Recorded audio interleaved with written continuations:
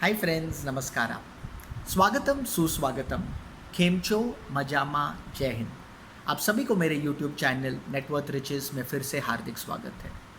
ये चैनल आपकी नेटवर्थ बढ़ाने की क्षमता में आपकी मदद करती है। साथ ही साथ आप लाइफ में अच्छे डिसीजंस कैसे लें जिससे आपकी नेटवर्थ बढ़ेगी, उसी संदर्भ में भी ये चैनल आपकी मदद करती है। आज हम स्टॉक्स के बारे में बात करनी चाहिए।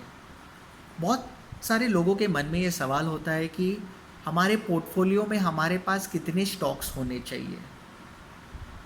कोई कोई बुक्स कह लो या कोई कोई पोर्टफोलियो मैनेजर्स कहते हैं कि हमें एक स्टॉक में 5% से ज़्यादा पैसा नहीं डालना चाहिए। कोई कोई पोर्टफोलियो मैनेजर्स कहते हैं कि हमें डाइवर्सिफाई करना चाहिए और सभी अंडों को एक ही बास्केट में नहीं डालना चाहिए।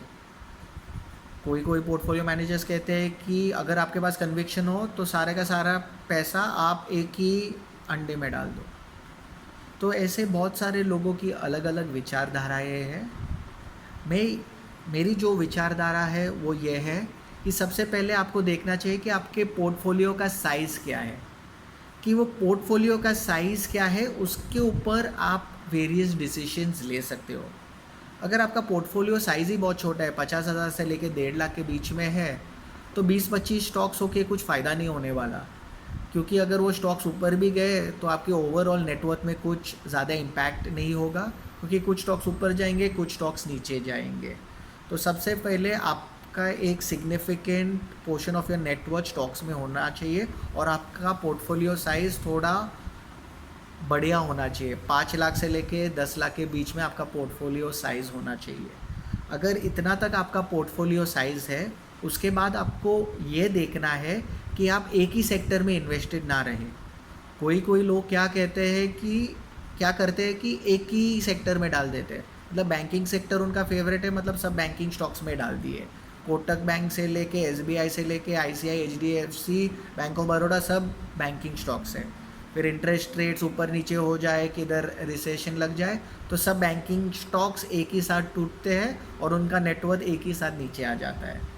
आपको सभी सेक्टर्स में थोड़े थोड़े पैसे डालना चाहिए। लाइक थोड़ा एफएमसीजी, थोड़ा रियल्टी सेक्टर में, थोड़ा इंश्योरेंस में, थोड़ा बैंकिंग सेक्टर में, थोड़ा रियल एस्टेट में। दूसरा चीज़ आपको ये भी ध्यान रखने कि अगर आपके पास एक सिग्निफिकेंट पोर्टफोलियो है रियल एस्टेट में, आपका बहुत एक्सपोजर रियल एस्टेट में है, तो आपको रियल एस्टेट के स्टॉक्स नहीं लेना चाहिए। इससे क्या होगा कि आपका सेक्टर वाइज डाइवर्सिफिकेशन हो जाएगा। उसके बाद बहुत सारे लोग क्या कहते हैं कि वो फिन इन्फ्लुएंसर्स को देखते हैं, कोई न्यूज़ चैनल्स को देखते हैं और उनके पास पोर्टफोलियो में 150 से लेके 200 स्टॉक्स होते हैं। वो तो एक लॉटरी टिकट लेने के बराबर ही है। उन्होंने कोई रिसर्च नहीं किया है, उनका खुद का कुछ कन्विक्शन नहीं है।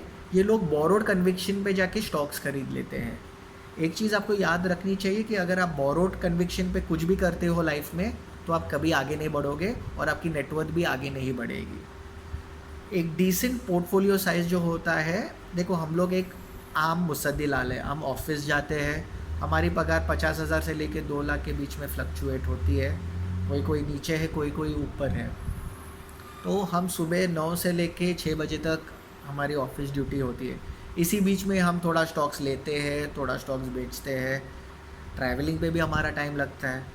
तो हम प्रैक्टिकली, हमारे पास इतना टाइम नहीं होता कि हम 150 से लेके 200 स्टॉक्स पे जाए, उनके एनुअल रिपोर्ट्स पढ़े, उनका प्राइस टू अर्निंग रेशियो देखे, फ्री कैश फ्लोज देखे, पीई एक्सपांशन देखे। वो सब 150 से लेके 200 स्टॉक्स में प्रैक्टिकली होता नहीं है। प्रैक्टिकली आप 20 से लेके 30 स्टॉक्स के बीच में आप इन्वेस्टेड रह सकते हो, और जिस पे आपका कन्विक्शन खुद होगा जब भी आप खुद जाओगे, उनके एनुअल रिपोर्ट्स पढ़ोगे, उनका सेल्स कैसे बढ़ रहे हैं वो देखोगे, उनका पी एक्सपांशन कैसे हो रहा है, अर्निंग्स पर शेयर कैसा है, ये सब आप रिसर्च करोगे, तो आप प्रैक्टिकली 30 से 35 स्टॉक्स मैक्सिमम आप आपके पोर्टफोलियो में रखोगे। तो that is the magical number जो आपको आपके पोर्टफोलियो में रखना चाहिए। अभी बहुत सारे लोग अपने आप को म्यूचुअल फंड से कंपेयर करते हैं।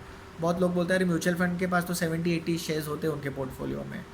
अरे भाई साहब, उनका पूरा जो चाय से लेके, उनके पास चाय देने वाले से लेके, उनके पास ऑफिस बॉयज़ है, उनके पास ट्रेडर्स है, उनके पास फंड मैनेजर्स है, एनालिस्ट है जो उनको रिपोर्ट्स देती है, कुछ होने से पहले उनको सब पता चल जाता है, तो वो हिसाब से डिसीजन ले सकते हैं। और वो जो फंड मैनेजर पूरा करता है वो आपके म्यूचुअल फंड के एक्सपेंस रेशियो से ही उनका पूरा ऑफिस चलता है। आपके पास तो ऐसी कुछ सहूलियत है नहीं। अगर कुछ ऊपर नीचे हो जाता है आपके 150 स्टॉक्स में से, तो आपको पता भी नहीं चलेगा। अब जैसे 2 हफ्ते बाद आपका पोर्टफोलियो खोल के देखोगे, अरे ये स्टॉक कैसे 50% कैसे गिर गया है, आपको कुछ समझ में भी नहीं आएगा। तो आपको प्रैक्टिकली ये देखना है कि आपको लॉटरी टिकट्स नहीं खरीदने। अगर आपके पास 45 से ज़्यादा स्टॉक्स है तो आप लॉटरी टिकट ही खरीद रहे हो। और अगर आपके पास 15 से लेके 20 स्टॉक्स है तो आपका वो 5% का रूल किक इन हो जाता है कि आपने 5% से ज़्यादा एक स्टॉक में नहीं डाला है। तो दो मैजिकल नंबर जो मैं बोलता हूँ हमेशा 25 से लेके 35 के बीच में है। उतना स्टॉक्स पे आप ध्यान दे सकते हो, उतने स्टॉक्स पे आप खुद से कन्विक्शन ले सकते हो, उन स्टॉक्स में बराबर से आप ध्यान दे सकते हो, रिसर्च कर सकते हो।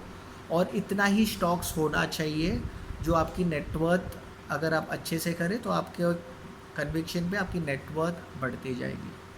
अगर आपको ऐसे वीडियोस पसंद आते हैं, ऐसे प्रैक्टिकल वीडियोस पसंद आते हैं, तो मैं स्टॉक्स के बारे में और भी वीडियोस लाऊंगा in future, because financial portfolio भी बहुत नेसेसरी है आपकी नेटवर्थ बढ़ाने की क्षमता में। इन द फ्यूचर मैं कुछ वीडियोस लाऊंगा जहाँ पे मैं कुछ स्टॉक्स रेकमेंड भी करूँगा। मैं रेकमेंड करूँगा क्योंकि मैंने खुद रिसर्च किया है वो स्टॉक्स के बारे में। तो please stay tuned and kindly like, subscribe my channel Net Worth Riches if you enjoyed this content. Thank you.